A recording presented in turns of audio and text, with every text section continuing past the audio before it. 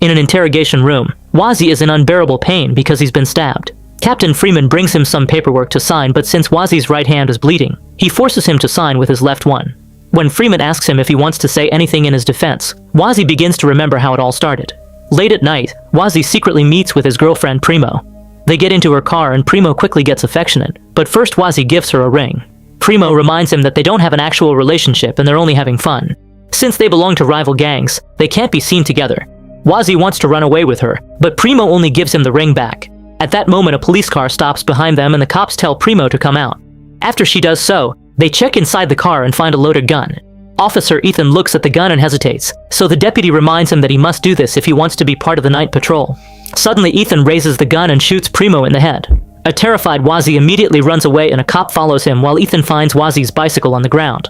A sticker shows the street name Crip Boy. Wazzy keeps running for a while and has to hide behind a wall to catch his breath. The cop finds him and points his gun at him, but he runs away when he sees Wazzy's ring glowing green. The next morning, Ethan goes to a school to give a talk about his police work. Suddenly, gangster Xavier enters the room and opens fire, causing all the teens to panic and try to hide.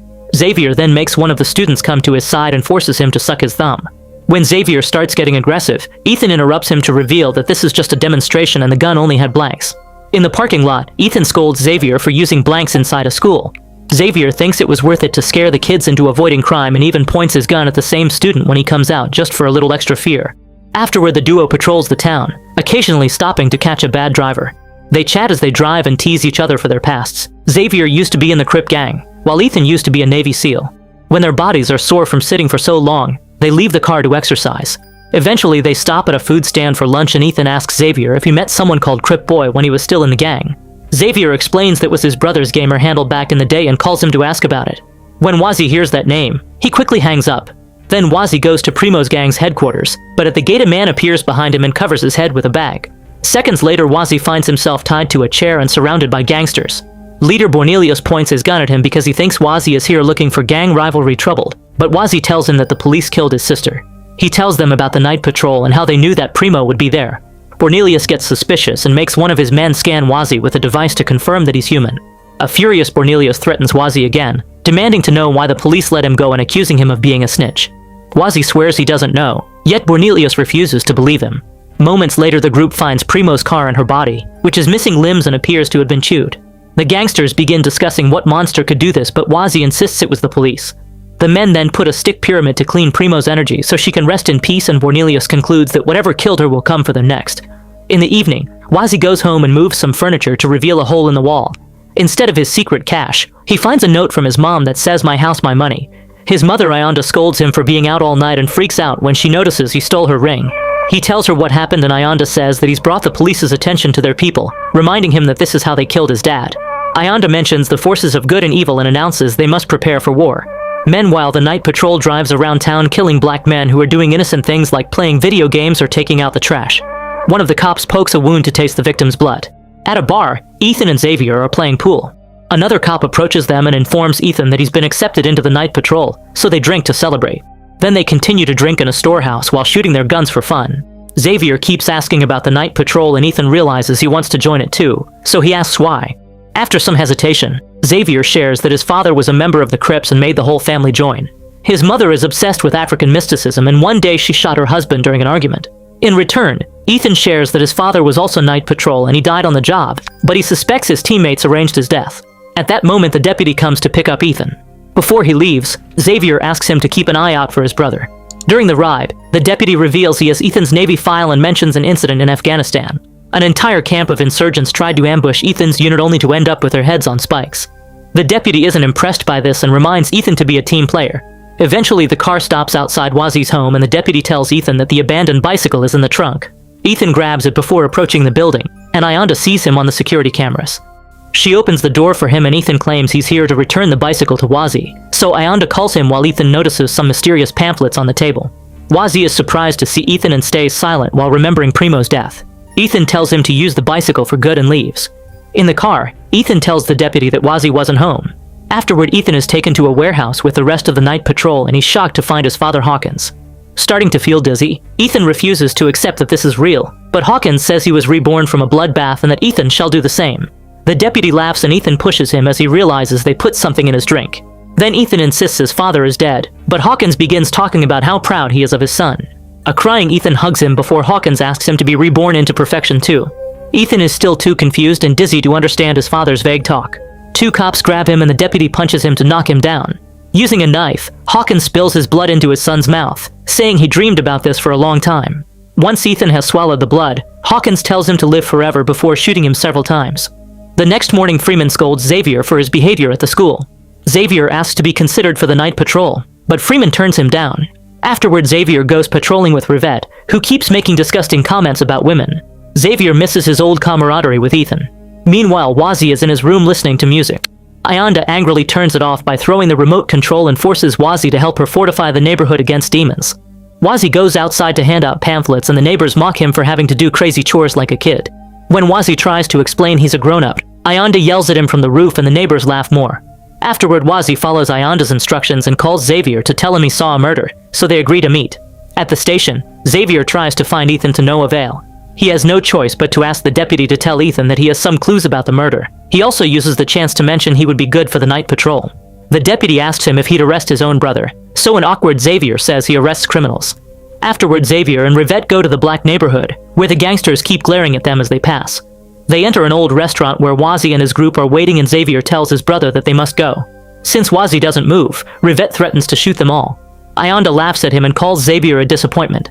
After a short argument with his mother, Xavier tells Wazzy that the night patrol is looking for him and they'll kill anyone who tries to get in the way.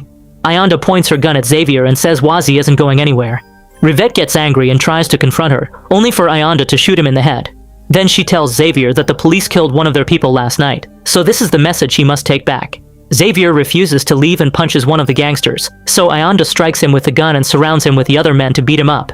Afterward, Wazzy calls Bornelius and tells him that the cop who killed Primo will be patrolling the town tonight. His mother thinks she can stop him with voodoo and Wazzy is afraid she'll get them all killed, so he asks Bornelius to come with his men for extra protection. While the gang gathers all their weapons from storage, Ayanda forces Wazzy to help her protect the neighborhood by installing various protective structures. In the evening, the night patrol gathers in a warehouse and Hawkins gives them a speech, reminding them to have no mercy for their prey. Ethan is still unconscious on the floor, so Hawkins uses his special vision to look at his heart and tells him to rise. Then Ethan wakes up still feeling dizzy. He tries to concentrate while his father tells him that he's been made in the image of God and hands him a pair of metal fangs. The other cops are getting their weapons and celebrating that tonight they get to riot. Moments later, the night patrol makes it to the black neighborhood, but they don't have a warrant, so the deputy shares their cover-up story. He claims that the Crips gang killed Primo of the Pyru gang, and since then there's been retaliation killings on both sides.